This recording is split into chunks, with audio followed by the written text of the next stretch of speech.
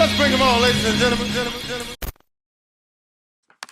Ok, ben bonjour, hein, bonjour à vous tous, à tous les frères qui me suivent depuis le début et je salue aussi à toute la famille qui se rajoute parce que nous commençons à être de plus en plus nombreux.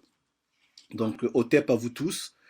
Je voulais faire un petit échange en famille, hein, comme j'avais dit, que de temps en temps on allait faire un peu ce genre de choses. Parce que déjà ça nous rapproche, mais aussi ça m'inspire par rapport au sujet que j'ai à traiter. C'est en fait c'est en discutant avec vous que je me dis bah tiens, les frères me parlent souvent de telle ou telle chose ou me posent des questions sur telle ou telle chose. Bah, du coup je vais faire des recherches et faire une conférence là-dessus. Si par exemple j'avais pas eu des discussions avec vous, pardon, si j'avais pas eu des discussions avec vous, par exemple sur les questions de l'Éthiopie ou même sur l'islam, j'aurais jamais fait ces conférences-là. Donc vous voyez bien que c'est quand je fais des lives avec vous, c'est quand je discute avec vous que je m'inspire des questions que vous vous posez et je fais des recherches. Ensuite, je fais des conférences.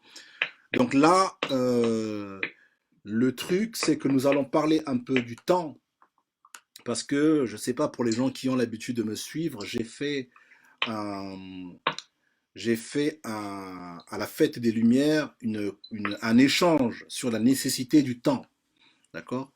Donc la question demeure parce que ben, c'est bien d'en parler, mais il faut quand même y réfléchir très sérieusement avec des gens qui sont qualifiés, parce que nous aurons besoin de tout le monde ici. Moi, quand je lance le débat, c'est pas Mobali, hein, je ne suis pas en train de créer une secte, je ne suis pas en train de, je suis pas un pasteur, vous voyez.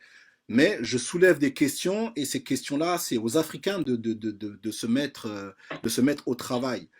Moi, je ne suis pas spécialiste là-dessus, je peux soulever le débat, mais après, ça sera aux spécialistes, aux historiens, ça sera à pas mal de gens, ou des gens même qui ont juste les moyens de pouvoir avoir la logistique, ou des fois faire la propagande pour ce projet, donc on aura besoin de tout le monde. Parce que de toutes les façons, si on arrive à mettre au point ce fameux calendrier, ben, il faut que les gens l'achètent. Parce que c'est bien une fois qu'on l'a mis, mais les gens doivent l'acheter. Mais ça va être quoi l'intérêt pour un frère qui a déjà son calendrier à partir de son téléphone gratuitement? Pourquoi il va aller acheter un calendrier Kamit? Donc nous devons, en amont, avant de lancer tout ce projet-là, faire la propagande, essayer d'expliquer, déjà aussi voir de votre côté si vous voyez la nécessité de le faire. D'accord?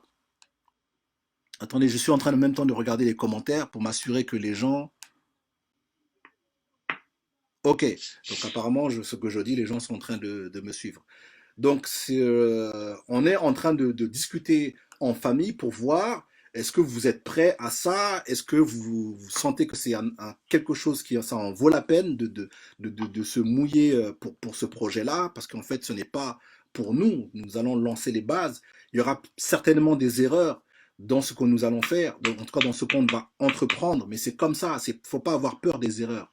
Même les Européens, lorsqu'ils ont fait ce fameux calendrier qui n'est d'ailleurs, il y a encore des erreurs. Vous avez bien vu que euh, pendant l'été, je pense qu'on retire 1 heure, pendant l'hiver, on en met une, en Russie c'est l'inverse, mais c'est pour te dire que c'est récemment en fait qu'ils l'ont fait. Donc vous voyez bien que ce n'est pas stable même de leur côté. Donc les réformes, ça se fait, c'est normal. Mais on ne doit pas avoir peur d'engager ce débat. Donc, surtout pour nous qui nous disons aujourd'hui Kamit, c'est comme ça commence à être anormal de dire être kamite et de rester sur un calendrier grégorien, c'est-à-dire un calendrier chrétien. Lorsque nous faisons ça, c'est que nous admettons que notre infériorité en fait, parce que nous dépendons de leur temps à eux. Pire, c'est que les noms qui figurent sur ces calendriers, que ce soit les jours, les mois, ça a un lien avec les divinités grecques. Donc quelque part, nous sommes quand même sous la domination d'un empire et nous l'acceptons. Et là, nous ne pouvons pas, lorsque nous nous disons Kamit, c'est quand même la base. Nous pouvons au moins faire ça. Le pire, c'est que nous ne partons pas de zéro, c'est que nous avons quand même des éléments. Il y a des travaux qui ont été faits par-ci, par-là, mais après, il faut qu'il y ait un consensus pour que tout le monde se mette ensemble et se dise, OK, toi, tu penses que c'est comme ça, toi, tu penses que c'est comme ça. Bon, réfléchissons ensemble pour voir ce qui est correct selon la documentation historique et rectifier s'il y a des rectifications à faire. Tu vois, et accepter le fait que ben, même ce que nous allons faire, il y aura quand même des erreurs et que peut-être que l'année prochaine ou dans 5 ans, il faudra encore refaire des réformes. Voilà, ça, il faudrait l'accepter. OK?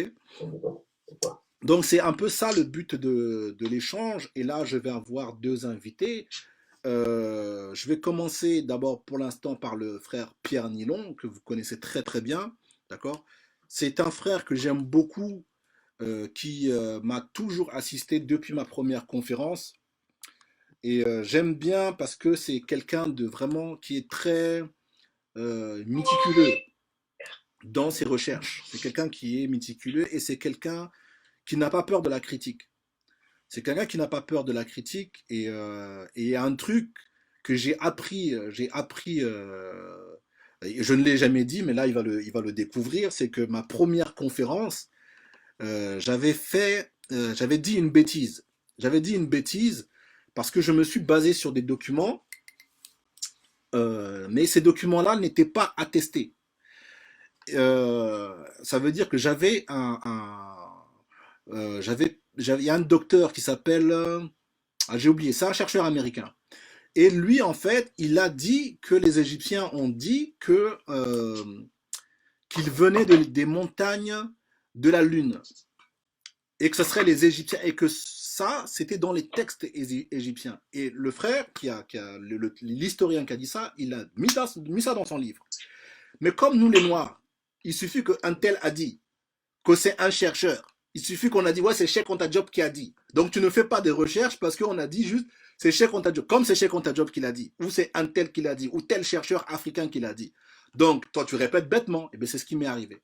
Comme c'était un chercheur africain qui l'a dit, et qui a dit que apparemment c'est dans le texte égyptien, moi, j'avais jamais vérifié. Donc moi, je fais ma pauvre conférence et je référence en citant ce chercheur. Et le frère Pierre Nilon, lui, il est venu à ma conférence. Et le frère Pierre Nilon, pendant que je suis en train de parler, il m'écoute, en fait, je ne lui ai jamais dit. Donc là, ça se trouve, il est en train de rigoler. Oui, oui, oui. Effectivement, j'avais remarqué ça, mais bon, c'était pas le but que je prenne la parole. Mais c'est vrai que il paraît que c'est un chercheur américain, un noir américain, qui aurait dit que dans un papyrus, le papyrus Ipuru, je crois, Ouais, qu'on aurait dit que les anciens Égyptiens venaient des montagnes de la Lune, mais c'est tout à fait faux. voilà. Et moi, je fais ma conférence normale. Moi, je suis tout content de moi et tout. Le frère Pierre Nilon, il me regarde. Bon, c'était ma première conférence, donc. Et lui, moi, il me regarde et tout. Et je pense que c'est le lendemain, en fait. Le lendemain, il m'appelle. Il me dit, mon Bali, félicitations, hein, ta première conférence, franchement, c'était bien, et tout, et tout. Mais ce que tu as dit là sur Ptolémée, le document et tout, est-ce que tu as le document? Est-ce que tu as la preuve?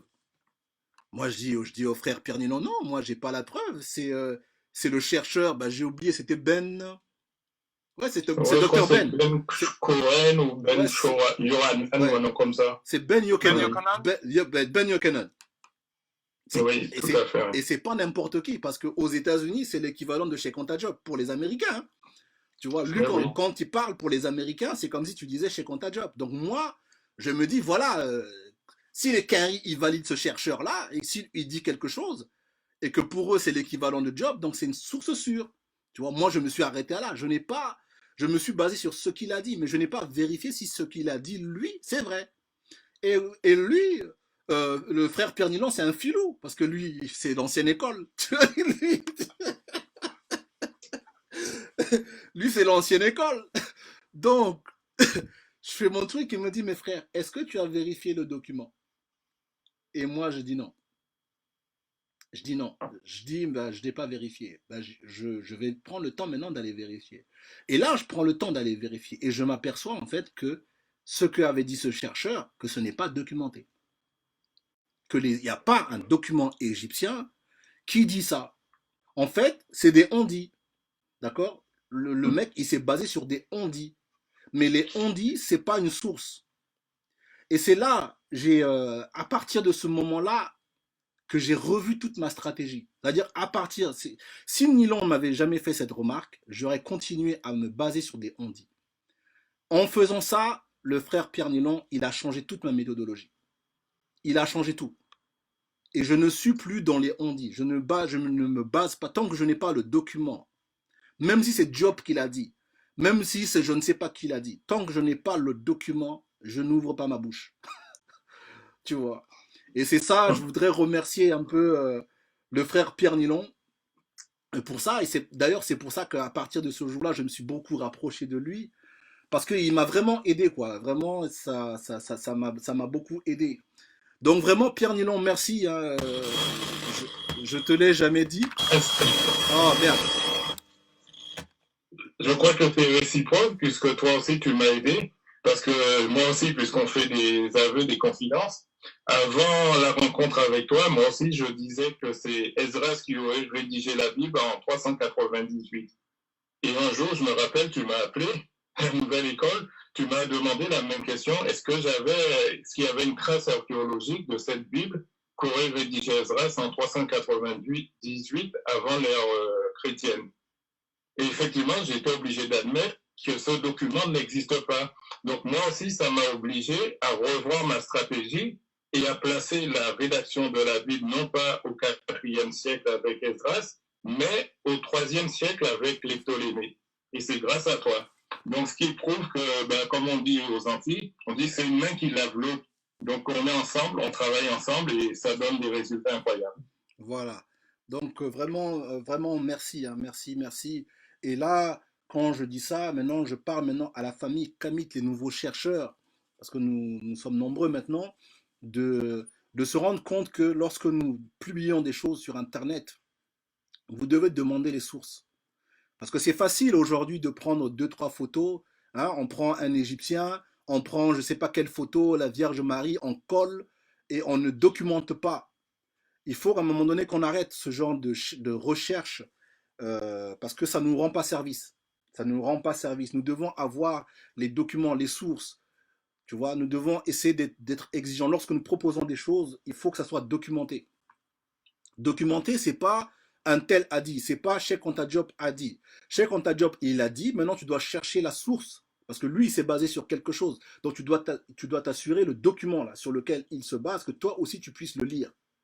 Et après, tu peux ouvrir ta bouche. Mais faire de la recherche en répétant, en faisant juste de la répétition parce qu'un tel a dit, c'est un peu dangereux. Parce que beaucoup de nos chercheurs aussi ont dit des choses et ils ont fait des erreurs. Nous sommes tous des êtres humains. La documentation qu'avaient nos anciens n'est pas la même qu'aujourd'hui.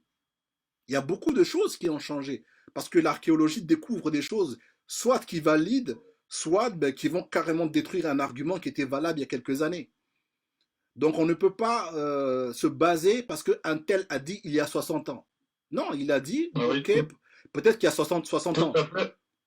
Ce que tu dis est tellement vrai, puisque Cheikh Anta Diop, quand il écrit 34, Ouais, je crois, si j'ai bonne mémoire, tome 1, page 29, il dit que ce qu'il a fait, l'ensemble est juste, mais c'est un travail de balisage et qu'il manque les détails, la rigueur scientifique qu'il voulait, parce qu'il était seul à faire ce travail. Et donc, humainement, physiquement, il est impossible à une seule personne d'apporter toute la rigueur qu'il aurait souhaité. Donc, il dit qu'il appartient à plusieurs générations de chercheurs africains de baliser, d'étudier en profondeur les pistes qu'il a balisées et d'amener les corrections si nécessaire. Parce qu'en 1954, on ne connaissait pas l'ADN. Il y a beaucoup de squelettes qu'on ne connaissait pas. Lucie, Yves Coppens l'a trouvé avec son équipe, c'était en 1974. Il y a des choses que maintenant, avec l'étude du génome humain, c'est comme Diop en 1954, on a le tableau dans Civilisation et barbarie en 1986. Il explique que, par exemple, les leucodermes apparaissent en moins 20 000 après une période de glaciation de 20 000 ans en Europe. Mais maintenant, avec les études génétiques, personne ne soutient ce genre de choses. Enfin, très peu de gens. On dit maintenant que les leucodermes apparaissent il y a 6 000 ans, 8 000 ans. voilà. Donc 6 000 ans avant leur... Ce qui veut dire que toutes les civilisations antérieures à 6 000 ans ne peuvent être que le fait d'une population noire. Le débat est clos, la messe est dite à partir de là. Voilà. Tu vois. Donc c'est ça vraiment, les jeunes chercheurs qui essayent eux aussi de ce travail d'émancipation, il faut qu'on soit un peu rigoureux. D'accord? Moi, il y a plein de choses que j'ai écrites à l'époque. Ben, c'est douteux. Aujourd'hui, je ne dirais pas la même chose parce que je n'avais pas la rigueur, en fait. J'étais un peu comme tout le monde, c'est-à-dire qu'il suffit que, bon, je lis dans un livre, c'est un tel qui l'a dit et je ne vérifie pas et je prends ça pour argent comptant. D'accord? Mais lorsque nous faisons de la recherche, c'est un travail d'investigation, c'est-à-dire que tu dois accumuler des preuves.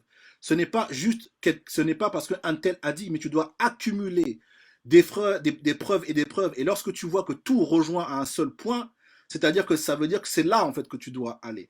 Mais s'il y a un gars qui le dit, qui est isolé dans son coin, ça ne peut pas être quelque chose de fiable. C'est comme quand vous regardez un film de policiers. C'est-à-dire qu'eux, ils vont accumuler les épreuves, en fait. C'est ça. Il faut qu'il y ait des épreuves. Donc, faut qu'il y ait voilà ce que je veux dire. Il faut accumuler des preuves. Donc, lorsque vous faites des recherches, lorsque vous publiez des choses, assurez-vous déjà d'avoir des documents au moins de première main. Au moins des choses qui sont moins datées, des choses qu'au moins on peut vérifier. Pas de la répétition parce qu'on a dit, parce qu'on a dit. Pourquoi je dis ça? Hier, j'ai eu un petit débat avec un frère. Et le frère, alors je ne sais pas si vous m'entendez encore là. Est-ce que si je parle et que vous m'entendez, je veux m'assurer que c'est bon. Parce que là, ce que je veux dire là, c'est un peu intéressant. Attendez, hein, Frère Pierre Nilon, t'es toujours avec moi? T'entends? Ouais, frère, t'es toujours avec moi? Oui, Oui, oui, je suis là. Ok, parfait. Mais c'est bizarre, c'est que sur l'écran, je ne vois pas. Attends, c'est bizarre. Un instant, un instant, un instant.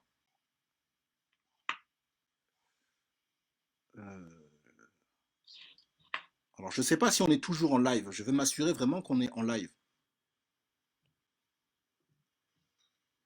Qu'est-ce que vous voyez? Qu'est-ce que tu voyez sur l'écran là? Qu'est-ce que tu vois sur l'écran? Est-ce que vous me voyez ou vous voyez autre chose? Je veux m'assurer qu'on nous voit en fait. Est-ce est-ce que vous nous voyez là sur l'écran? Quelqu'un peut me faire signe?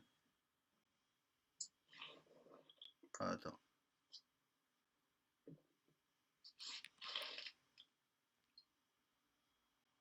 Frère Père Nilan, ne bouge pas, hein. Je veux juste m'assurer que tout ce qu'on est en train de dire, que les gens en fait nous suivent depuis le début et qu'il n'y a pas eu d'arrêt, Ok. d'arrêt, parce que ça commence un peu à être intéressant. Ça serait dommage qu'on se mette à parler dans le vide.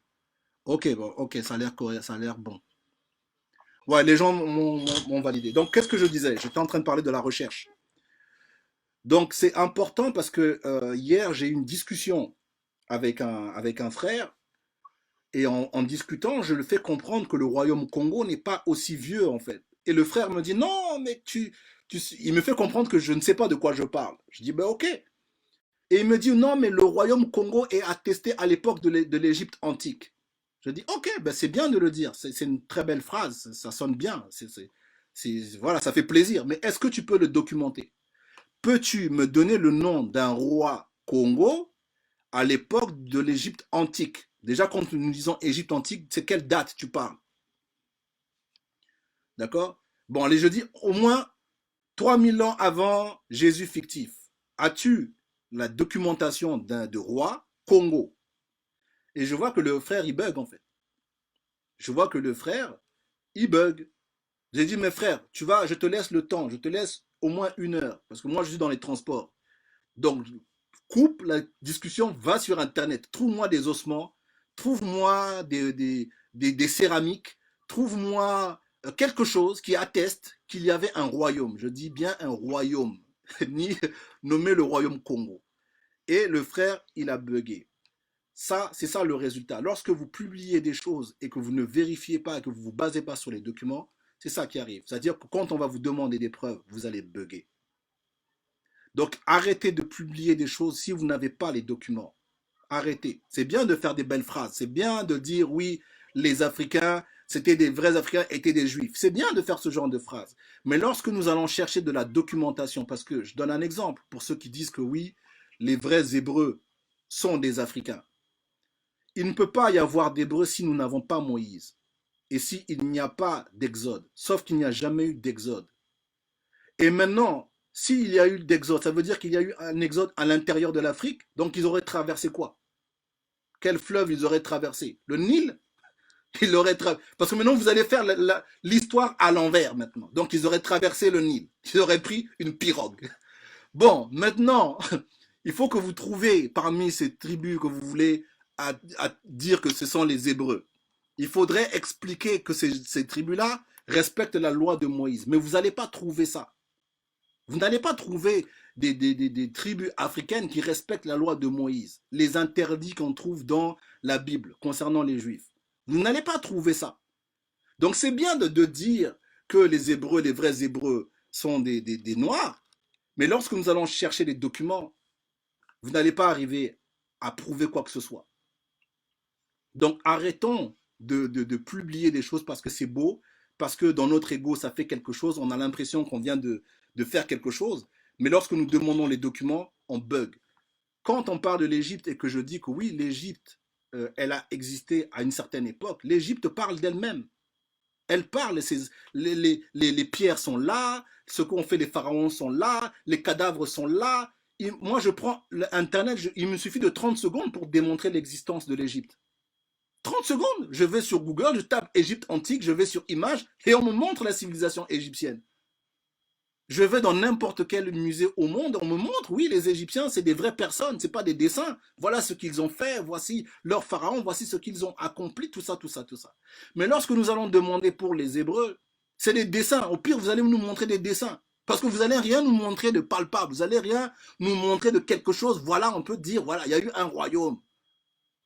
Pire, vous n'allez pas me montrer qu'il y a eu un royaume hébreu en Afrique. Ça n'existe pas. Il n'y a pas eu d'Abraham africain, il n'y a pas eu de Moïse africain, il n'y a pas eu de tout ça là. Arrêtez. Quand je dis ça, ça veut dire que vous ne pouvez pas le documenter. C'est ça que j'essaie d'expliquer. Vous ne pouvez pas le documenter. Vous ne pouvez pas nous montrer une stèle marquée Moïse et que les pharaons, tout ça, ont été noyés, tout ça. Il n'y a pas. Donc arrêtons de faire de la répétition stupide. Arrêtons de faire ça. Bon, maintenant que j'ai dit ça, c'était un petit conseil pour les chercheurs kamites, d'accord, qui se mettent dans ça, vraiment d'être vigilants. Parce que nous avons quand même aujourd'hui une grande responsabilité. Ça veut dire que nous essayons de désaliéner nos frères, mais ce qui est dangereux, c'est qu'à notre tour, que nous fassions encore de l'aliénation à l'envers. Donc si nous nous disons que nous faisons de la maths, que nous voulons être dans la vérité, limitons un peu la casse. On peut faire des erreurs, tu vois. Mais c'est parce que tu as fait une erreur, parce que tu n'as pas eu toute la documentation. Ça peut se comprendre. Mais je ne veux pas des gens qui publient des choses sans faire de la recherche. Ça veut dire que tu as juste pris copier-coller, tu as vu sur Internet, et après tu prends une photo, tu mets ton nom, tu prends une photo d'un Égyptien, tu prends une photo d'un truc, et tu fais ton bricolage. Ça, il faut qu'on arrête. Il faut qu'on arrête de faire ça. C'est pas bon pour la communauté. D'accord? C'est vraiment un conseil pour nos frères et nos sœurs. Maintenant, revenons à nos histoires du temps. Revenons à nos histoires du temps, parce que c'est le but en fait de cette conversation. Frère Nilon, tu es toujours avec moi? Oui, je suis toujours avec toi et avant de passer à l'histoire du temps, je voulais juste rajouter quelque chose par rapport à l'Exode. Oui. Je ne sais pas si tout le monde m'entend, mais il faut se poser la question, pourquoi l'Exode? On nous dit pour échapper à l'esclavage en Égypte. L'esclavage n'a jamais existé en Égypte et en plus, quitter l'Égypte pour aller en Canaan, ça n'a pas de sens.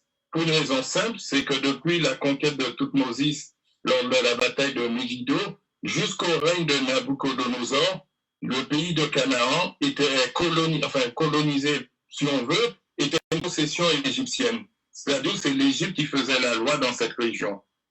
Donc ça n'a pas de sens. C'est un peu comme si quelqu'un il est recherché à Paris et il va se cacher à Marseille. Il est toujours en France. Attends frère, quelqu'un... Donc ça n'a pas de sens. Il me semble que... Ouais, je t'écoute, continue frère, continue, désolé. Donc voilà, c'est juste ce que je voulais rajouter par rapport à l'Exode. Ok. Attends, quelqu'un m'a posé une question quand j'ai parlé du Congo, parce qu'à chaque fois que je parle du Congo, les gens sont très passionnés. Après, il me semble que sur le document égyptien, les peuples d'Afrique centrale attestés sont les peuples, les Pygmées. Ok, oui, c'est vrai. Hein. Je peux dire quelque chose par rapport à ça? Oui, frère. Sous les documents égyptiens, il y a des pays qui sont attestés. Il y a le pays de Couche, il y a le pays de Punt, il y a le pays de Yam. Ces pays-là sont attestés. Ensuite, il y a une inscription à l'époque de Toutmosis où apparemment certaines personnes vont interpréter ça par le mot Bantou. Mais si vous voyez bien les hiéroglyphes en question, le mot se prononce, c'est par rapport aux pygmées que les Égyptiens appelaient denk, qui signifie petit, denk ou dek dans ces langues-là. Ça signifie petit, court. Et les Égyptiens, ils ont appelé ce pays, là où ils ont récupéré ces pygmées, Bakwa. Les Bakwa, ce sont des pygmées qu'on retrouve jusqu'à maintenant en Centrafrique et vers la région de l'Ouganda. Vous voyez, par exemple au Rwanda, jusqu'à maintenant. Voilà. Ce sont des pygmées. Mais le mot Congo n'existe pas. Voilà. Dans aucun document égyptien, on va trouver le mot Congo. À ma connaissance, ça apparaît avec les Portugais à cette époque. Voilà. Donc, pour tous nos frères qui aiment bien faire du bricolage, d'accord? Moi, quand je dis ça, je suis du Congo.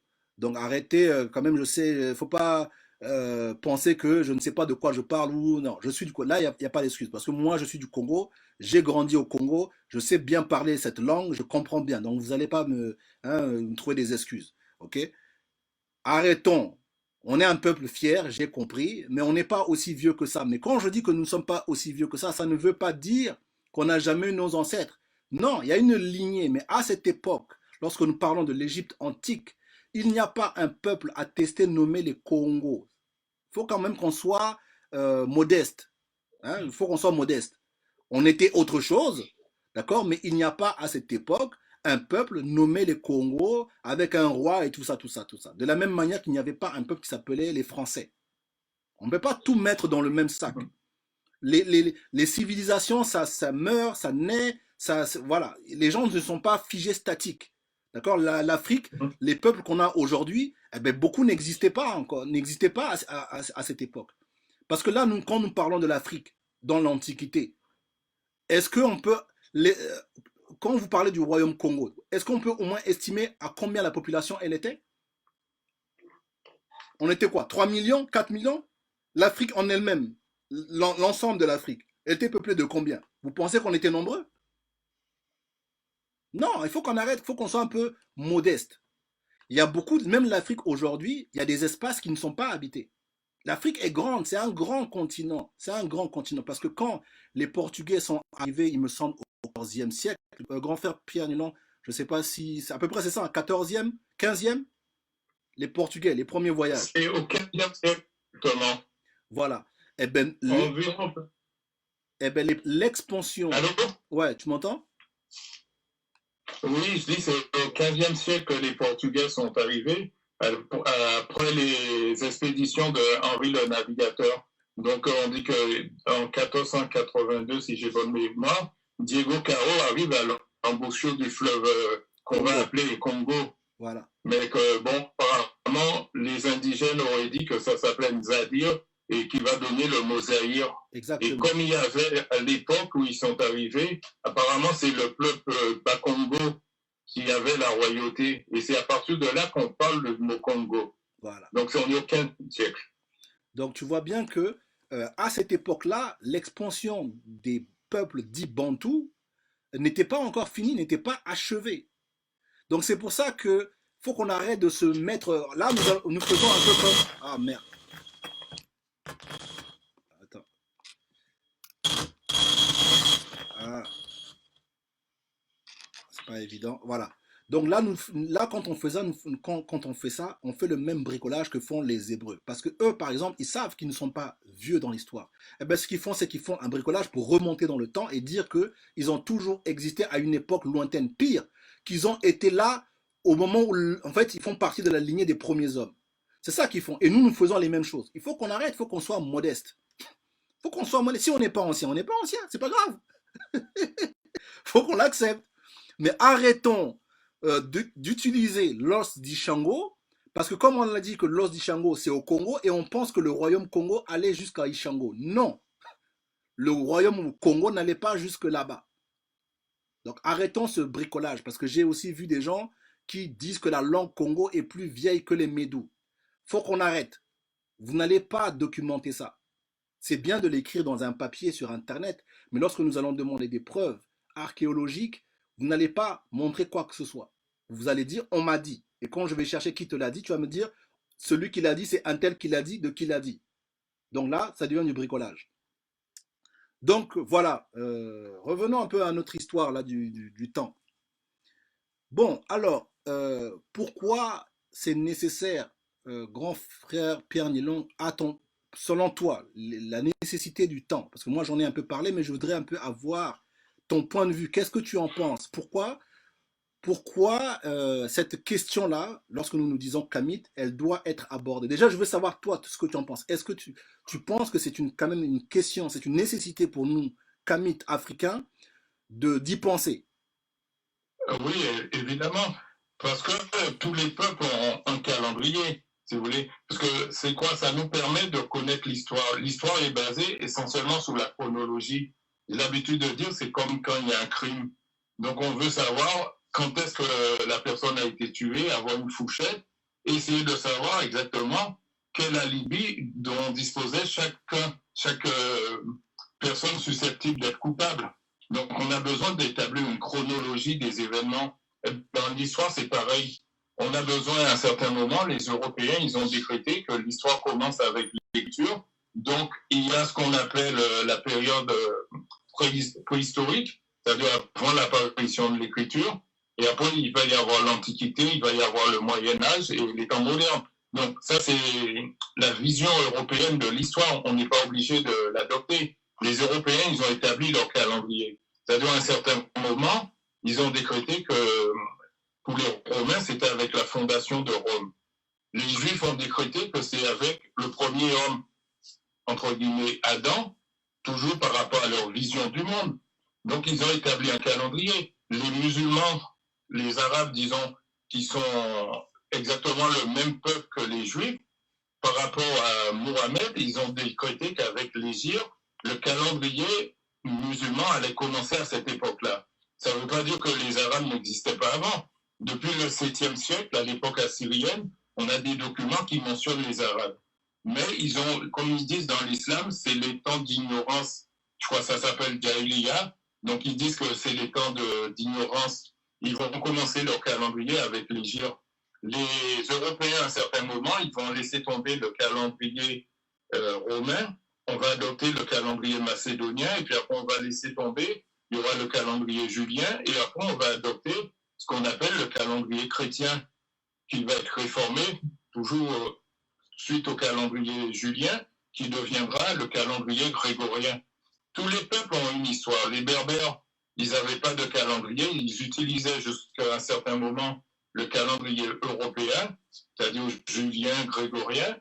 Et dans les années 80, avec l'Académie berbère, ils ont créé de toutes pièces leur calendrier en prenant comme élément fondateur l'ascension au trône du pharaon Cessna, qui est considéré comme étant le premier pharaon berbère.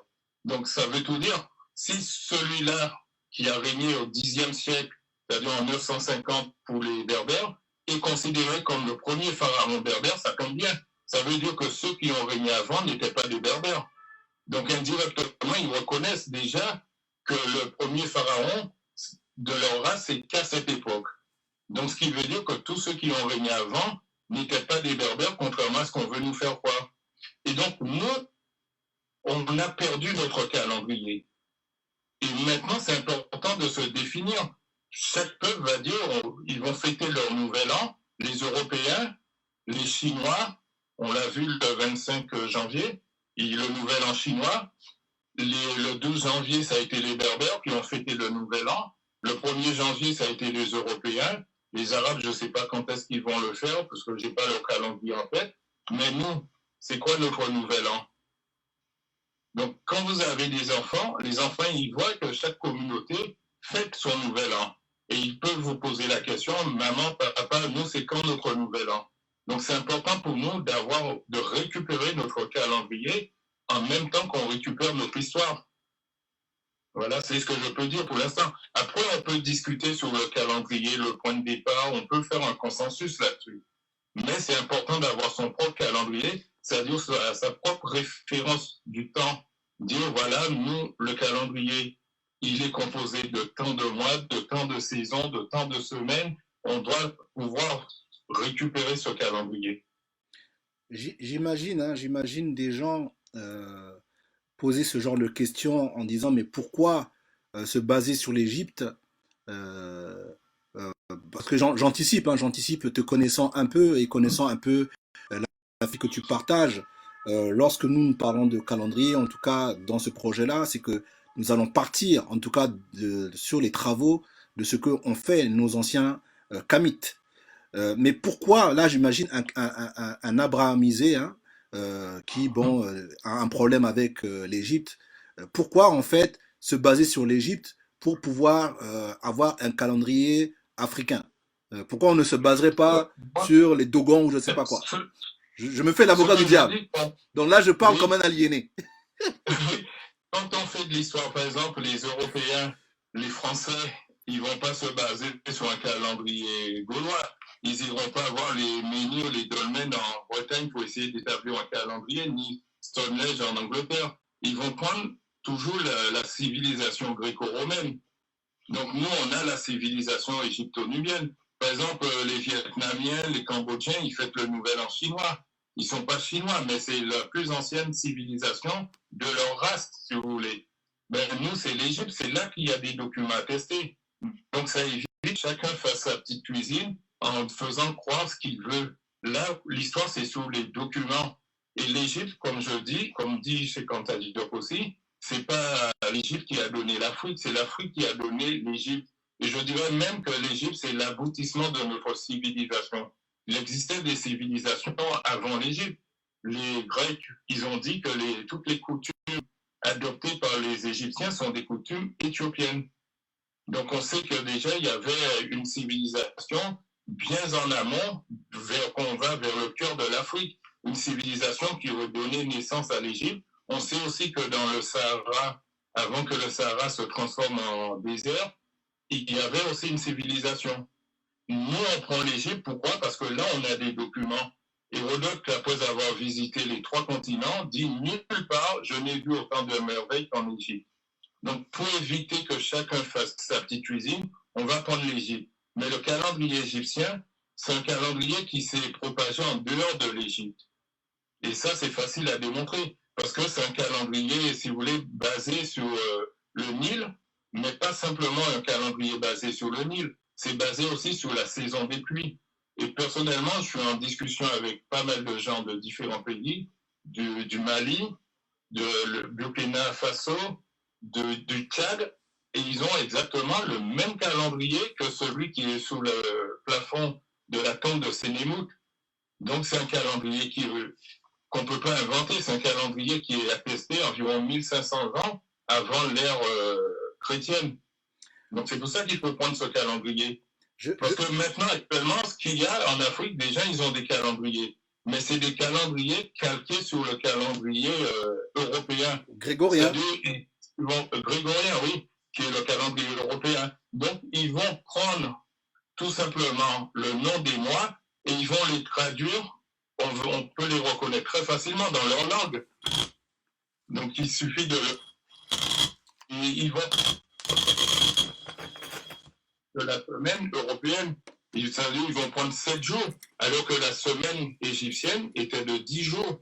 Donc, on va toujours essayer de retrouver le nom, par exemple, lundi, mardi, mercredi, dans ces langues-là, alors que dans le calendrier égyptien, ça n'existe pas du tout. Il y a 3 semaines de 10 jours. Vous voyez? Donc, c'est pour ça qu'il faut prendre un calendrier. Il ne faut pas essayer de singer l'autre en prenant le même nombre de jours, de semaines que l'autre. Et les mêmes saisons, eux, ils ont 4 saisons, nous, il y a 3 saisons. Oui. Ça peut être ton histoire. Je voudrais quand même refaire un pull-up sur ce que tu viens de dire, c'est-à-dire que tu as dit quelque chose de très important et c'est ça que les gens ne comprennent pas. Ils pensent que l'Égypte, c'est en dehors de l'Afrique. Il faut qu'on se rende compte aujourd'hui que ce que nous appelons aujourd'hui l'Égypte, c'est une colonie. C'est une colonie des Africains. De la même manière qu'aujourd'hui les États-Unis, c'est une puissance, mais c'est une colonie des Européens. Ce sont les Européens qui se sont déplacés et qui ont migré là-bas et qui ont fait une colonie. Et aujourd'hui, c'est une puissance. Donc lorsque nous disons ce sont des Égyptiens, ces gens-là, ils sont de partout en fait. Ça veut dire que moi, si je remonte le temps et que je parle avec un autochtone, entre parenthèses, égyptien, lui, il va me dire que ses ancêtres sont de telle partie de l'intérieur de l'Afrique. Voilà ce qu'il va me dire. De la même manière que si vous parlez avec un Américain aujourd'hui, il va vous dire que moi, mes ancêtres, ben, ils sont des Français. Ou ils vont te dire que moi, mes ancêtres sont des Irlandais. Tu vois? Tout Ok, à fait. l'identité américaine, elle existe, mais ces gens-là ne sont pas. C'est un mélange de peuples européens qui ont migré, qui ont fait leur colonie là-bas, et que voilà, c'est un mélange de plein de gens. Et bien, ce que nous appelons l'Égypte, c'est la même chose. C'est pas un peuple, genre, ils sont nés là, ils ont vécu là. Non, c'est une colonie. Et la Oui, source de leur histoire. ouais. Ah, frère, je C'est t'écoute. exactement ce que j'explique. Il y a eu plusieurs vagues de migration vers l'Égypte. C'est un peu comme aux Antilles. C'est-à-dire les Antillais, c'est plusieurs peuples qu'on a récupérés, qu'on a déportés du golfe de Guinée pour amener là-bas. Ils se sont mélangés. Ils ont créé une langue qui est, qui est issue des différentes langues parlées par les gens qui ont été déportés. Et donc, quand vous allez aux Antilles, vous avez tous les types. Vous avez tous les types. Et bien, en Égypte, c'est exactement la même chose. Vous avez des gens, des populations qui venaient du Nil blanc, c'est-à-dire la région des Grands Lacs, mais il y avait aussi des populations qui venaient de la corne de l'Afrique, du lac Tana, c'est-à-dire on est sur le Nil bleu là. Ouais. Et ces populations se sont retrouvées en Égypte. Après, quand le Sahara s'est transformé en désert, les populations qui habitaient le Maghreb, les populations noires, ce que les Berbères voudraient effacer de l'histoire, mais une partie s'est dirigée vers le golfe Guinée, l'autre partie s'est dirigée vers la vallée du Nil. Et c'est là qu'on voit qu'à ce moment-là, que la civilisation qu'on appelle l'Égypte va prendre naissance. Il y a des documents là-dessus, c'est quelque chose qu'on peut suivre à la trace. Mais lorsque tu vois, par exemple, pour donner un exemple concret là où je veux en venir, je ne sais pas si tu as déjà entendu parler de...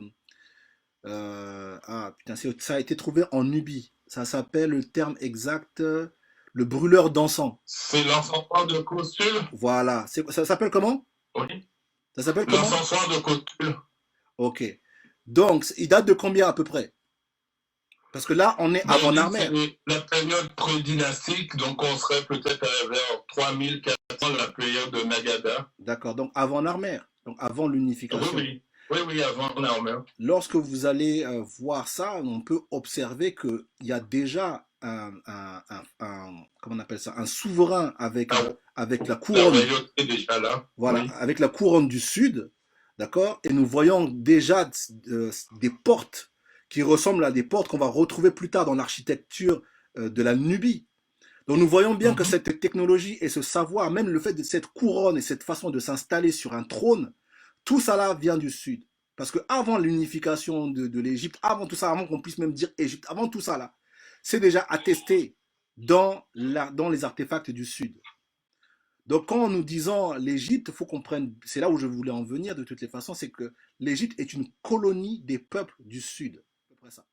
Bon, donc c'était pour un peu essayer de comprendre pourquoi revenir à l'Égypte sur cette question du calendrier est nécessaire. C'était juste, j'ai fait l'avocat du diable exprès hein, pour que tu puisses argumenter, pour que les gens comprennent en fait ça. Mais aussi le calendrier, ce n'est pas juste une question d'être en phase avec le temps, c'est lié aussi avec les rites. Parce que Oui, bien lorsque sûr. nous faisons nos rites, nous ne les faisons pas à n'importe quelle période.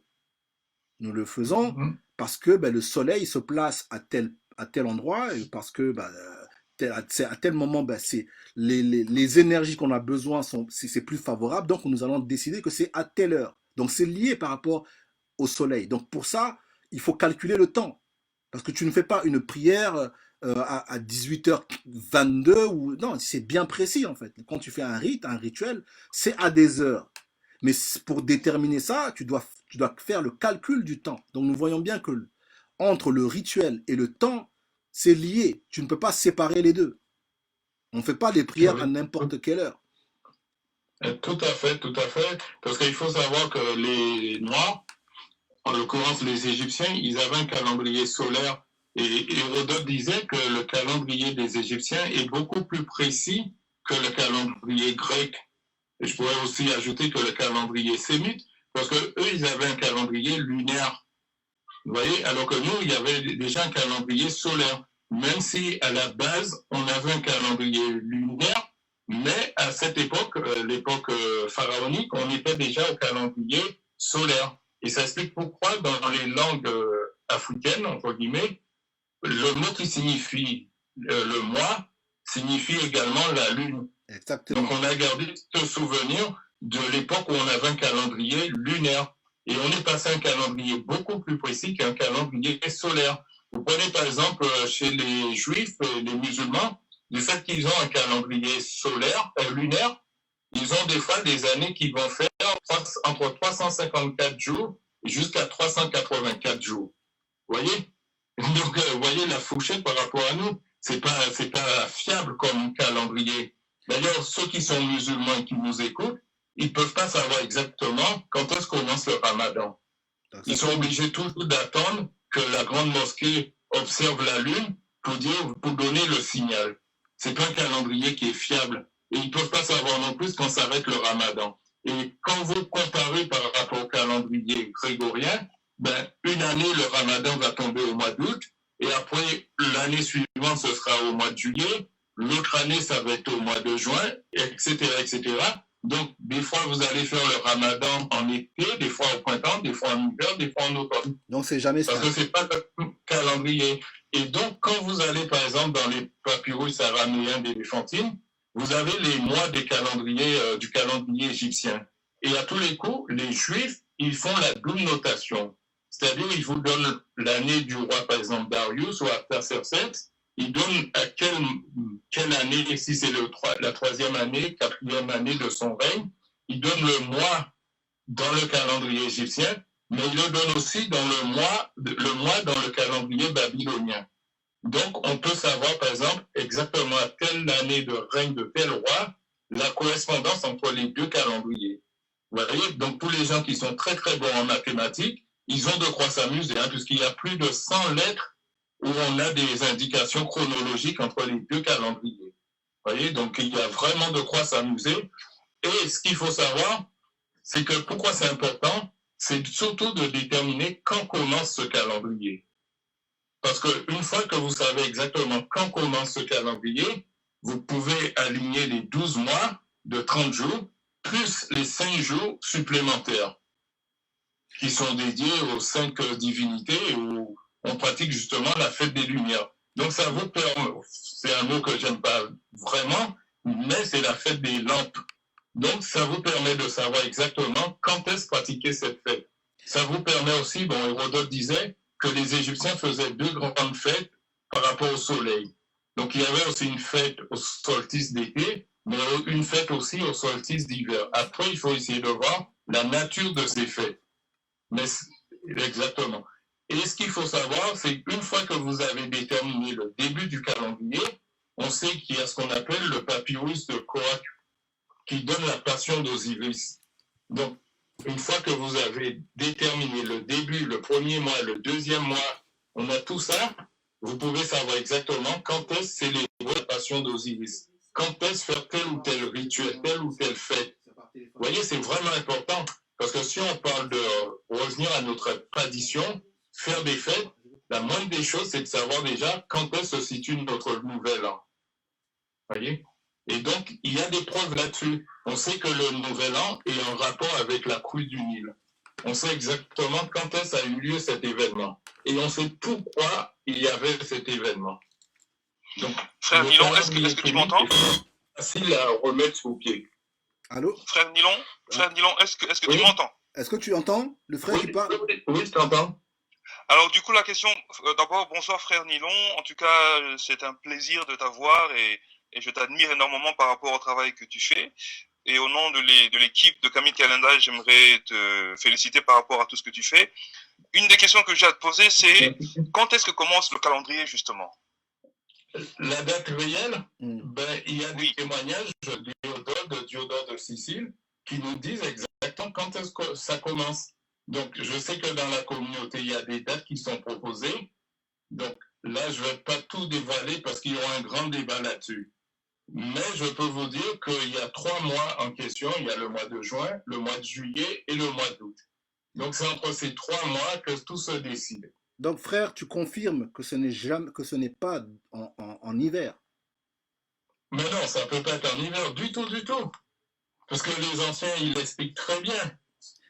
Et ça, moi, Et puisque, bon, ce qui va vraiment faire commencer le nouvel an en Égypte, c'est la crue du Nil. Ça n'a jamais eu lieu en hiver. C'est impossible. Parce que, pourquoi? On sait que c'est au solstice d'été, par exemple, il fait très chaud. Il y a les neiges de la montagne de la Lune, le Wiwanzo, qui vont fondre. Mais en même temps, vous avez aussi en Éthiopie ce qu'on appelle la saison de pluie. Et c'est ça qui va produire la crue du Nil. On le sait. d'accord. Donc, c'est ça, en fait. Et ce calendrier que vous voyez, cette saison de pluie, on retrouve ça exactement la même période chez certains peuples en Afrique. Parce qu'il faut savoir qu'en Afrique, la vie est basée par rapport aux saisons. Donc, on a la saison de pluie, on a la saison de sécheresse, on a la saison où on va récolter, on va même moissonner. On retrouve ça dans le calendrier égyptien. Il y a la crue du Nil, ensuite il y a la décrue, et après il y a la saison de la moisson. Il y a 3 saisons. D'accord. Parce que moi, je veux vraiment m'assurer de ça. Bon, moi, je le sais, tu vois, je le sais. Mais pour éviter qu'il y ait des débats inutiles dans la communauté, il faut vraiment qu'on se mette d'accord là-dessus. Parce que moi, je sais qu'il n'y a pas de document qui atteste que le jour de l'an se passe en hiver comme les Européens. Moi, je le sais, tu vois. De toute façon, on a déjà eu cette discussion ensemble. Mais il faut que vraiment que ça soit vraiment vulgarisé, que les gens vraiment le sachent, quoi. Parce que sinon, nous quittons l'aliénation pour retomber encore dans l'aliénation. Et ça, c'est pas bon. Frère, tu avais encore une question. Makassi, Oui. est-ce que je peux t'interrompre et poser une question? Oui. Et poser une question au frère Nilon? Oui. Oui, vas-y. Frère Nilon, tu as parlé des 3 saisons. Est-ce qu'on a un document qui montre les noms des jours de la semaine et les noms des mois? Puisque tu as dit qu'il y a 12 mois de 30 jours. Est-ce qu'on a des documents qui donnent les noms des jours et les noms des mois, s'il te plaît? Ben justement, j'ai dit, il y a des documents là-dessus. Il y a des documents en Égypte, par exemple, le plafond de Sénémouk, où on a le nom des 12 mois. On l'a aussi dans un autre papyrus de la même époque, en hiératique. Et après, bon, on a des documents, par exemple, les papyrus araméens d'Éléphantine. Le nom des 12 mois se trouve dans ces documents aussi. D'accord?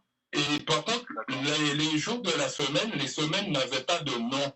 Il n'y avait pas de lundi, mardi, mercredi. C'était juste des jours, premier jour, deuxième jour. Vous avez ça sur toutes les stèles pharaoniques qui commencent par ce genre de documents. Après, vous avez plus tard les noms des 3 saisons. On les retrouve aussi vers 2500. Donc, de toute façon, j'aurai l'occasion de faire une conférence où je vais présenter le calendrier kémite aux gens et je peux vous l'annoncer, ce sera à l'occasion de Artalantou le 28 mars. Donc, ce calendrier sera disponible. Vous pourrez l'acheter. D'accord. OK. Avec les représentations, les noms, les saisons et tout. Donc, à partir de là, par exemple, quelqu'un qui prend sa date de naissance selon le calendrier grégorien, il suffit qu'il regarde et il y aura la correspondance, le mois, le jour, dans le calendrier kémite. D'accord. Et chaque matin, quand il se lève, en prenant, par exemple, si aujourd'hui on est, je ne sais plus quelle date, je ne sais plus on est quelle date aujourd'hui, peut-être le 22 février. On est quelle date? On est le 22 février, ben, il suffit qu'il regarde à la février, il y a toute la correspondance dans notre calendrier. D'accord. Vous m'entendez? Oui. Oui. Alors du coup, frère, ce calendrier, il sera en vente en ligne? Et est-ce qu'on pourra l'acheter au départ de l'Angleterre, par exemple? Oui, il sera en vente en ligne, mais il sera en vente aussi sur place.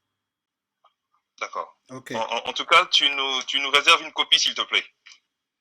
Il n'y a pas de souci. Je vais laisser le frère se présenter parce que lui aussi, parce que c'est vrai que j'ai parlé comme ça, genre, les gens peut-être ne savent pas de qui est quoi. Je vais laisser le frère se présenter tout seul parce que lui aussi, il est dans un projet de calendrier. D'accord? Mais nous sommes ici pour poser toutes les idées pour qu'après, nous puissions avancer ensemble. C'est ça aussi, faire des consensus. Donc, bien, le parle aussi de ton projet à toi. Et présente comme ça, les gens aussi vont savoir ce que tu fais et tout et tout. D'accord.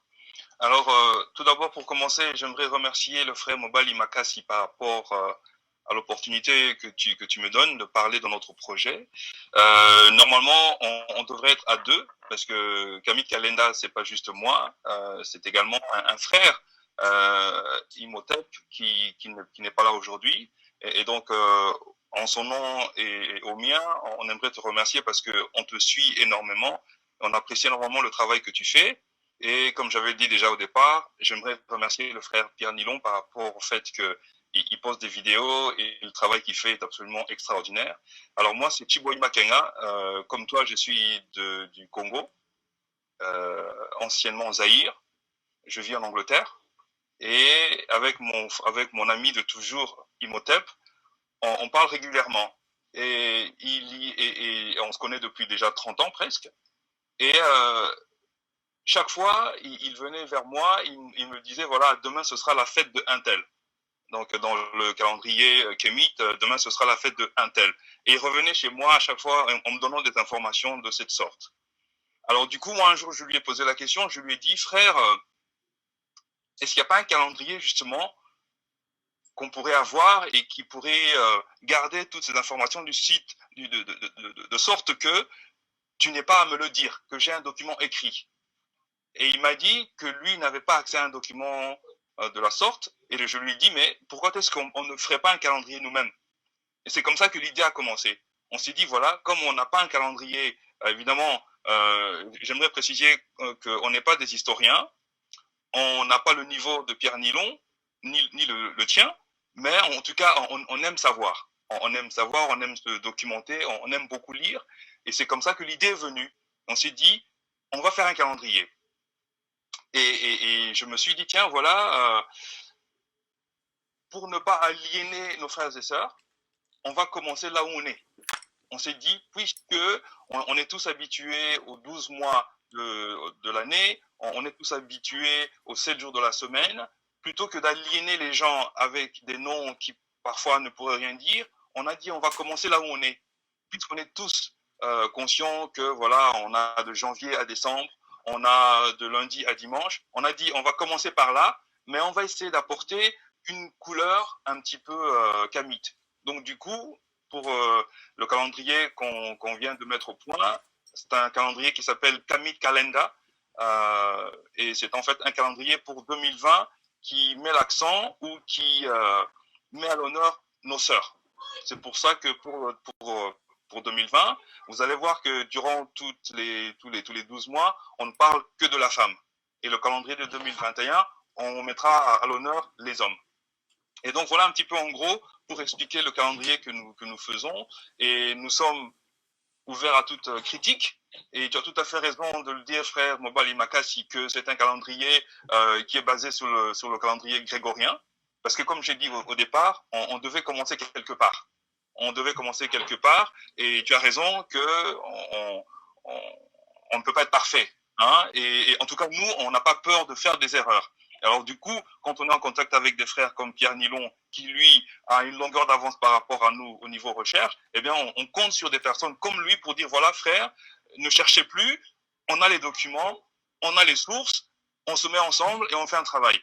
Nous, on a voulu représenter un travail dans l'esprit de Marcus Garvey, parce qu'on a un illustrateur qui est afro-américain, on a un graphiste qui a fait un travail qui est afro-mexicain, et puis on a un autre frère en Belgique, et moi ici au UK. Et vraiment, on essaye d'apporter cette touche panafricaine, où des frères, d'ailleurs maintenant ici, là, on a le frère Pierre Nilon de l'autre côté de la planète, il y a toi en France, moi ici au UK, c'est vraiment dans cet esprit-là qu'on voulait travailler.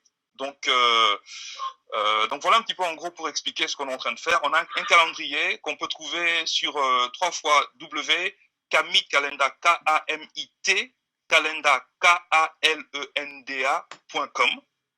Et c'est un calendrier qui se vend et on essaie de l'améliorer au jour. Et on est vraiment ouvert à toute critique. Donc voilà comment on peut trouver plus d'informations. C'est un calendrier en 3 langues, français, anglais, espagnol. Bien entendu, on voudrait le faire en bambara, on voudrait le faire en kiswahili, et on appelle les gens, on dit voilà, si vous maîtrisez une langue africaine, venez, parce que il faut vraiment qu'on fasse un travail. Donc voilà un petit peu ce que je peux dire par rapport au projet. Merci frère, merci. En tout cas, moi, quand tu m'as parlé de ton projet, même si tu as compris, hein, c'est-à-dire la philosophie dans laquelle je suis et avec Pierre Nilon, mais moi, ce qui m'intéresse, c'est les commits qui sont dans l'action. Parce que nous avons beaucoup de gens qui aiment beaucoup bavarder, d'accord? On est là à critiquer les autres, mais quand je vois un frère comme toi qui prend sur son temps personnel, son argent personnel, tu fais quand même quelque chose pour la communauté, d'accord? Avec les moyens que tu as, c'est-à-dire qu'avec tes ressources, avec tout ça là, et que tu proposes quelque chose, moi, ça me fait plaisir. Tu auras toujours mon soutien, même si je vois que par rapport, peut-être historiquement, c'est peut-être pas comme ça qu'il fallait faire. Mais tu auras toujours mon soutien parce que tu es déjà dans l'action, frère. Tu es déjà Est-ce dans que je, l'action. est-ce que je peux rajouter quelque chose, Oui, frère? oui. Donc voilà un peu l'histoire pour que les gens se rendent compte du sacrifice. Hein. Euh, on cherche des imprimeurs pour imprimer le travail. Et on veut faire passer un message Kamit. On trouve des imprimeurs aux États-Unis. Et on cherche bien des imprimeurs noirs américains ou Kamit.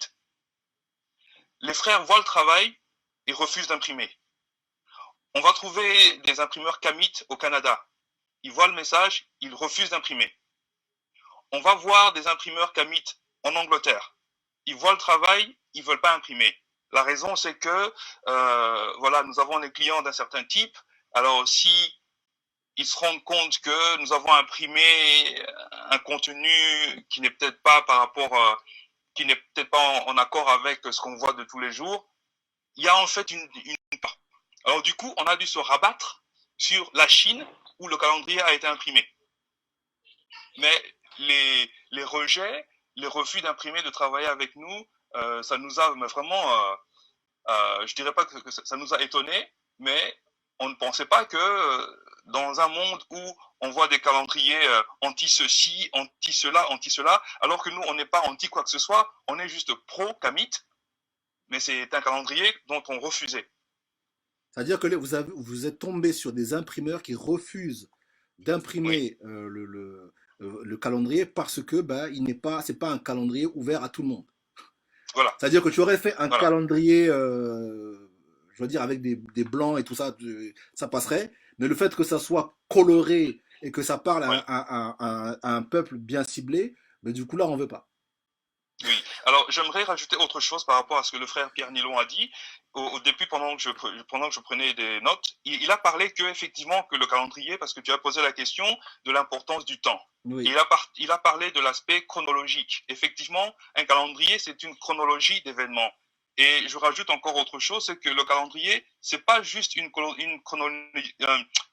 chronologie des événements, mais un calendrier, c'est également une façon de penser. Et si on se base, et c'est pour ça que j'étais d'accord avec ce qu'il disait, que s'il y a un calendrier chinois et un calendrier ceci et cela, il nous faut un calendrier Kamit. Parce que si on se base sur ce que les autres font, en fait, on réfléchit comme les autres. Parce que eux déterminent sur quoi on va se baser pour réfléchir, alors que nous, on doit sortir de ce cadre-là, on doit penser pour nous-mêmes.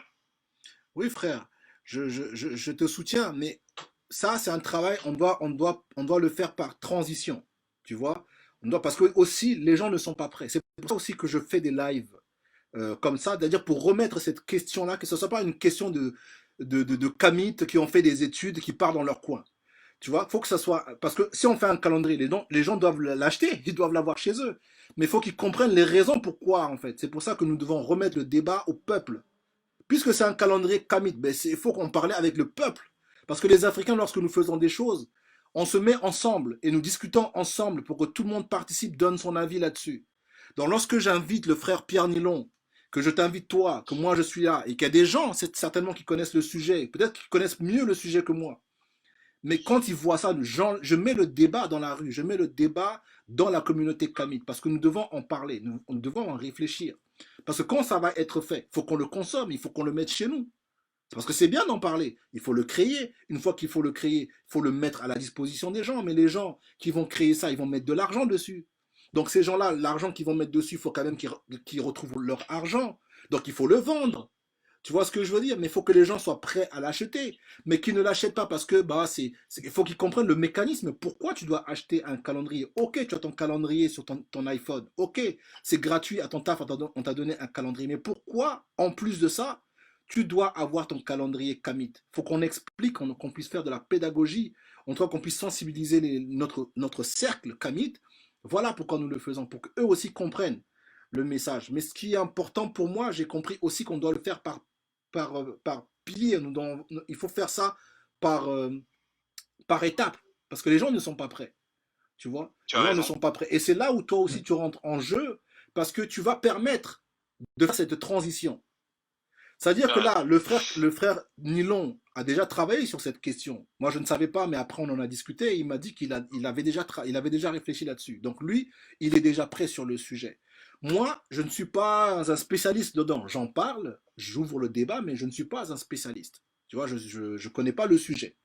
Toi, tu as fait ce travail de pouvoir donner à la communauté un calendrier qui leur ressemble. Tu vois? C'est-à-dire que, Oui. bon, un calendrier, quand tu mets ça, ben c'est mieux dans la maison. C'est mieux d'avoir ce calendrier-là à la maison. Mais nous avons besoin de toi pour qu'à un moment donné, parce que de toute façon, il nous faut nos deux calendriers. Il nous faut ce calendrier-là parce que nous sommes sous la domination, sous l'impérialisme des Européens. Quand tu vas à ton travail, il faut que tu saches qu'on est lundi, que tu ne te trompes pas. C'est ce que je veux dire. Donc, on a besoin de ça. Mais nous avons aussi besoin de notre calendrier qui nous met en relation avec notre réalité et avec notre façon de voir le cosmos. Notre vrai Oui. calendrier. Tu vois? Et un frère, pardon, tu allais dire quelque chose? Ce que je voudrais rajouter, Oui. pour le calendrier, comme tu l'as dit, ça fait longtemps que je travaille dessus. Oui. Et pour vous dire la vérité, c'est ma femme qui m'a fait travailler dessus. Ça fait déjà pratiquement 1 an. Bah, tu as vu? C'est elle la première qui m'a posé la question. En tout cas, tu félicites ta femme. En me disant, mais est-ce que vous avez un calendrier? Et je lui ai dit, oui, j'ai le calendrier, mais en tête. Elle m'a dit, non, c'est pas en tête qu'il faut le calendrier. Et donc, j'ai commencé au tableau à sensibiliser les gens à ce calendrier. Et pendant que je le faisais, elle était en train de faire la conception. Donc là, le calendrier il est pratiquement prêt. J'espère qu'on n'aura pas de problème que le frère a rencontré par rapport à l'imprimeur. De toute façon, si on a des problèmes, on fera imprimer dans d'autres pays. Mais le calendrier, il sera disponible. Et pour répondre à la question que le frère avait posée sur les saisons, il faut savoir qu'à l'époque du pharaon Téti, donc on est vers 2350-2400 avant l'ère chrétienne, dans la mastaba de Merouka, on a la plus ancienne représentation du calendrier. Il y a dans la tombe de Sénémout, mais dans la tombe de Sénémout, on a le nom des mois. Tandis que dans la mastaba de Merouka, on n'a pas le nom des mois. Ce qu'on a sur cette représentation, donc les gens pourront faire des recherches là-dessus, je l'ai. Vous avez les 3 saisons représentées. Vous avez la première saison, qui est la saison d'inondation, avec un cartouche avec 4 lunes. Chaque lune représente un mois. Et pour la première saison, en dessous, il y a le hiéroglyphe de Néfer. C'est pour dire que l'inondation, c'est utile. Ça se prononce Nafa. Pas Néfer, mais Nafa, qui signifie utile. Vous voyez? Donc c'est la saison de pluie, l'inondation. C'est utile. C'est pour ça que nos ancêtres, le premier jour de l'an, ils prenaient toujours un bain. Jusqu'à maintenant, on retrouve ça. La deuxième saison, qu'on va appeler peur, qui signifie le reflux en Wolof, et vous avez encore un cartouche avec les 4 lunes. C'est-à-dire, chaque lune représente un mois. Et en dessous, vous avez le hiéroglyphe du mot Otep, qui signifie repos. Contrairement à ce qu'on pourrait penser, le mot signifie se reposer. Pourquoi? Parce que le Nil se repose. Et après, la 4e saison, vous l'avez, c'est marqué Soum, qui signifie tout simplement moisson. On retrouve ça dans des langues comme par exemple en Bambara, en Sérère, en Peul, vous retrouvez ce mot-là. Et dessus, vous avez le symbole du Ankh, qui signifie la vie. Pourquoi? Parce que la terre, quand on va moissonner, ça donne la vie. Vous voyez, il y a de quoi vivre. Donc, chaque saison est bien représentée avec un hiéroglyphe qui vous dit à quoi sert cette saison. D'accord? Donc, Ok. c'est quelque chose d'extraordinaire, puisque une fois que vous faites de la recherche, vous tombez sur ces documents, vous comprenez pourquoi les saisons et qu'est-ce qu'on faisait pendant ces saisons.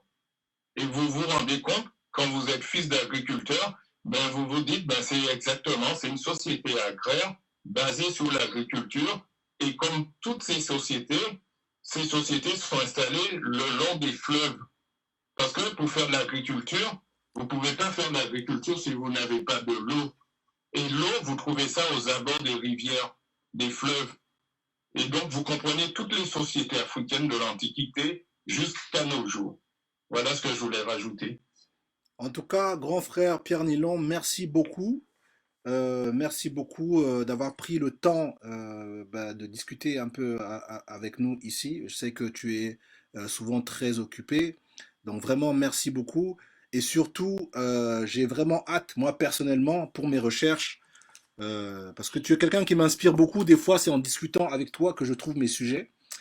Donc là, je suis, depuis qu'on en parle un peu, je suis en train de voir si je peux faire une conférence sur ces sujets parce que je pense qu'il faut montrer, en tout cas expliquer aux gens la nécessité de cette question-là. Tu vois, en faisant de l'histoire pour que les gens Ouais. comprennent. Donc, je suis venu là récemment à ta conférence. Je ne suis pas resté longtemps, mais as abordé des trucs qui m'ont choqué. Hein, bon, je ne vais pas le dévoiler là parce que ça va faire partie de ma future Non, conférence. Mais non, il sait déjà. on va pas le dévoiler. Les gens, ils ont pas venu au cours de la mythologie, comme on Voilà, fait. Et j'espère que tu vas bien approfondir le sujet parce que c'est une bombe. voilà, parce que le frère, il m'a lancé quelque chose. Les amis, quand on vous dit qu'il faut venir aux conférences, quand le frère, il fait des cons, le frère, il fait des conférences, il faut se déplacer. D'accord? Donc, moi, je ne vais pas balancer, mais il a dit quelque chose. C'est un choc. Et croyez-moi, quand je vais travailler sur ce sujet-là, quand je vais travailler sur et que je vais revenir avec une conférence et que je vais parler de ça, vous allez tomber par terre. Vous allez tomber par terre. D'accord? Donc, merci le frère Pierre Nulon pour cette bombe atomique, d'accord, que tu m'as donnée. D'accord? Je vais travailler dessus. Mais surtout, je suis vraiment très impatient de ta conférence parce que je sais que je vais apprendre beaucoup. Je vais apprendre beaucoup, ça va beaucoup me cultiver. Donc, je suis vraiment très, très, très impatient pour ta conférence. Donc, voilà, merci beaucoup. Et puis, merci aussi à notre frère pour sa démarche. Il faut soutenir son projet. D'accord? Il faut soutenir son projet parce que bah, lorsque nous faisons des choses, lorsque nous avons des frères qui prennent sur leur temps personnel pour pouvoir faire des choses pour la communauté, il faut donner la force. Le kamitisme, c'est pas quelque chose à faire des hotep comme commentaire. Il faut qu'on soit dans l'action pour encourager à nos frères kamites d'entreprendre encore, de prendre des meilleures décisions et inviter les autres à faire pareil. Donc lorsque ce frère fait ça, je vous invite de le soutenir parce que vous avez bien vu que il a essayé d'imprimer son truc que personne ne voulait. Donc c'est-à-dire que nous, si on ne soutient pas ce frère, il va abandonner son projet. D'accord? Donc nous devons le soutenir. Nous devons soutenir. Il ne faut pas qu'on soit dans la critique bête. Ouais, nanana, arrêtons. Nous devons soutenir. Et s'il y a des erreurs, le frère, il va corriger. Le frère, il va corriger et il va être meilleur. Vous avez bien vu, même moi, j'ai dit qu'à ma première conférence, j'ai dit des bêtises. Le frère Pierre Nilon m'a corrigé. Mais vous avez bien vu que c'est grâce à ça qu'aujourd'hui, je deviens meilleur. Je n'ai pas dit que je suis meilleur, mais je m'améliore. Parce qu'il y a les critiques. Et bien les critiques, c'est bien. C'est pas mauvais les critiques. Lorsque quelqu'un te fait une critique, ça te permet de t'améliorer. Et plus je vais faire mes conférences, et plus j'ai fait mes conférences, plus j'ai été meilleur. Et plus je vais en faire, plus je deviendrai meilleur. Mais les conférences que je fais aujourd'hui n'ont rien à voir avec ma première conférence, même si elle était bonne. Mais je suis passé à un autre niveau. Et je vais le faire à fur et à mesure. Donc vous voyez bien que c'est en faisant des erreurs qu'on apprend. Le frère là, il vient de se faire son projet. Mais il ne faut pas qu'on soit dans la critique facile. Nous devons l'aider. Il faut aider ce frère. Tout comme le frère Pierre Nilon, qui demain va faire son projet, il faut qu'on l'aide. Il faut qu'on l'aide. Nous devons aider nos chercheurs. Parce que personne ne le fera pour nous. Hein. Moi, je vous le dis. Personne ne le fera pour nous. Quand nos frères, comme le frère Pierre Nilon, fait des conférences et qu'on n'y va pas, mais vous imaginez pas cette perte de connaissance, parce que nous voulons avoir la connaissance gratuite. Mais nous n'essayons pas d'aider nos chercheurs. Mais le frère Pierre Nilon, si on ne l'encourage pas, en quoi lui, il va perdre son temps alors qu'il peut le passer avec sa femme. Pourquoi il va encore perdre son temps à faire des conférences si nous n'y allons pas, si nous ne l'aidons pas, si nous ne l'encourageons pas? Comment nous allons faire demain pour avoir des nouveaux Kamit? Parce que moi, il n'y aurait pas eu Pierre Nilon, mais il n'y aurait pas eu de Mobali Makassi. Parce que moi, je suis un enfant de Pierre Nilon. Indirectement. Est-ce que je peux rajouter quelque chose Oui. vraiment par rapport à ça, frère? Oui. Ce que je voudrais que nos auditeurs comprennent, c'est ceci. Le travail de Pierre Nilon, le travail que toi tu fais et le calendrier, ils ont un point en commun. Et ce point en commun, c'est le suivant. C'est que tout ce travail, c'est en fait comme si on vous donnait un GPS. Un GPS, ça vous dit où vous êtes et où vous devez aller. Et le travail de Pierre Nilon, ton travail à toi, Mobali Makassi, ou même le calendrier, c'est en fait un GPS. Un GPS, ça vous dit, voilà, on vient de tel endroit, on est à tel endroit en ce moment, et on veut aller à tel endroit. Donc, comme tu disais tout à l'heure, pourquoi c'est important que quelqu'un ait un calendrier sur son mur?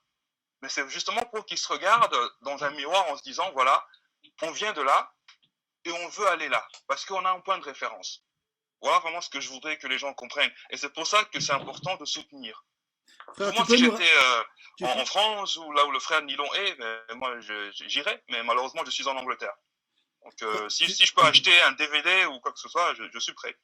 Bah, écoute, il y a toujours ces livres sont toujours en vente, d'accord? Je parle pas directement à toi, hein, je parle aux nouveaux Kamit qui me suivent. Et comme moi, la plupart des gens qui me suivent, ce sont des jeunes Kamit, donc qui n'ont pas, qui ne connaissent pas des fois, qui débutent à peine.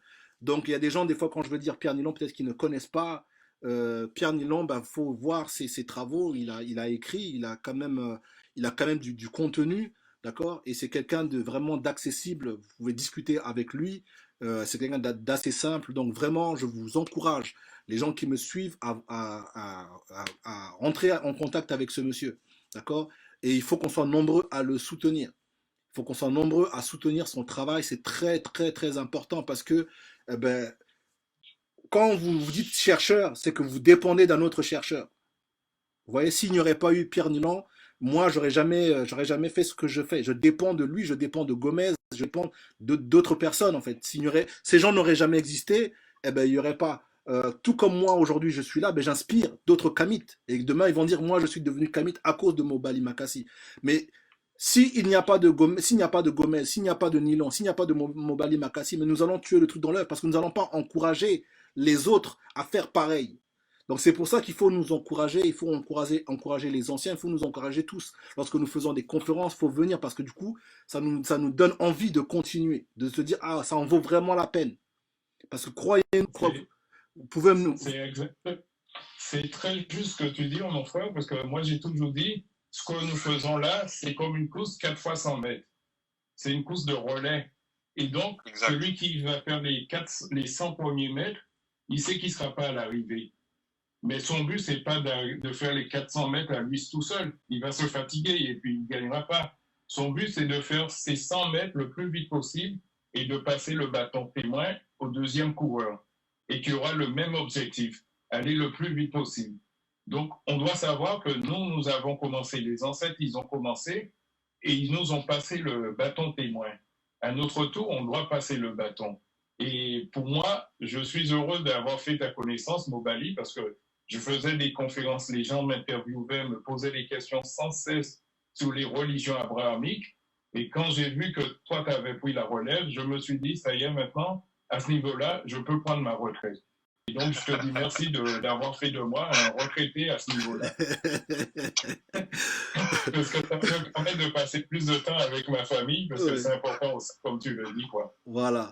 Bon, les amis, on a bien discuté. Ça m'a fait vraiment plaisir. Je vous remercie tous les deux d'avoir pris le temps pour venir discuter ensemble, pour que remettre ce débat un peu dans les discussions Kamit, pour que faut qu'on remette le débat. Frère, s'il te plaît, est-ce que tu peux nous donner encore le site que tu peux dire, comme ça les gens vont voir? Si tu peux le mettre dans la barre de description, s'il te plaît. Oui. Donc c'est www.kamit, K-A-M-I-T, calenda, K-A-L-E-N-D-A.com. Oui. Et c'est un site qui est en français, qui est en espagnol et qui est en anglais. Donc vous pouvez l'acheter, c'est sécurisé, c'est sur PayPal. et donc soutenez-nous, hein, et on fait un travail pour nous, parce que on veut que dans toutes nos maisons, que nos frères, nos sœurs, nos pères, nos mères puissent avoir quelque chose pour lequel ils peuvent être fiers. Et si tu peux me mettre en contact personnellement avec le frère Pierre, ce serait vraiment fantastique. Il n'y a pas de souci. Grand frère Pierre Nilon, bon, tu as entendu, mais bon, toi, c'est quoi les projets là en ce moment de ton côté? Qu'est-ce qui va se passer là dans les mois ou dans les semaines? Les projets, ben, c'est toujours mes recherches jusqu'à la mort. Donc, j'ai mes cours de camitologie tous les premiers dimanches de chaque mois. Et sinon, ben, il y a le projet de Art Talentou le samedi 28 mars dans le 19e arrondissement. Donc, de toute façon, la sœur Diamaldé et la sœur Slay vont vous informer puisque ça commence à circuler sur les réseaux. Donc, vous serez informés. Et là, à cette occasion, si tout se passe bien, et il n'y a pas de raison, les ancêtres veillent, le calendrier sera en vente. Donc voilà, c'est les projets. Mais il y a plein d'autres projets, je ne peux pas trop en dire. Ok. Donc ici, hein, qu'on comprenne bien, ça veut dire que le projet du frère Kamit Kalanda, c'est un calendrier grégorien, mais africanisé, d'accord? Et le calendrier de Pierre Nilon, c'est un calendrier Kamit, c'est-à-dire c'est le calendrier ancestral, basé sur la documentation. Ancestral, mais avec une correspondance du calendrier grégorien, parce que sinon les gens ils vont se perdre. Ils ne vont pas comprendre. Voilà. Et donc, ils doivent savoir, par exemple, s'ils prennent la date du 22 février, ils doivent savoir exactement à quel mois, quelle saison, quel jour du calendrier qui est lui. Ok. Voilà. Ok. Ben c'est parfait, les amis. Vraiment, c'est très bien. Merci à tous les gens qui sont restés durant tout ce live. Merci à tous les gens qui me soutiennent, mais les gens qui soutiennent la cause Kamit en général. Parce qu'ici, il ne s'agit pas que de moi, hein, nous sommes nombreux. Donc tous ces gens qui soutiennent cette cause, vraiment merci. Merci parce que vraiment, c'est grâce à vous que moi, je me dis, moi pour parler de moi, je me dis, bah, ça en vaut la peine. Ça en vaut la peine de ne pas aller au cinéma, lire un livre parce que bah, ce sujet-là intéresse ma communauté. Donc je ne vais pas aller voir les Transformers, je ne sais pas quoi, je vais m'enfermer, lire un livre, prendre des notes, préparer une conférence parce que ma communauté mérite ça. C'est grâce à vous en fait. C'est quand je vois la façon dont vous êtes, vous m'aidez à trouver des sujets, la façon dont vous me soutenez, je vois l'importance que vous avez pour le retour à l'ancestralité. Je me dis, je veux faire partie de ces gens-là, je veux faire partie des gens qui vont aider à ce que bah, ce retour soit beaucoup plus facile ou accessible. Tu vois. Donc merci à vous tous, merci au grand frère Pierre Nilon, merci au frère qui est là avec moi, merci à tout le monde. Je vous dis à très bientôt. De toutes les façons, les vidéos sont sur. Vous allez sur ma page Mombali Makassi, il y a du lourd qui arrive sur l'islam. Il faut aller voir ça, il faut prendre des notes parce que demain, ça se trouve, on va bloquer ma chaîne. Donc il faut charger les vidéos, gardez-les pour vous. Hein, vous savez bien ces gens-là comment ils sont. Bon, sur ce, les amis, je vous dis au TEP. À très bientôt. Ciao, ciao. À très bientôt.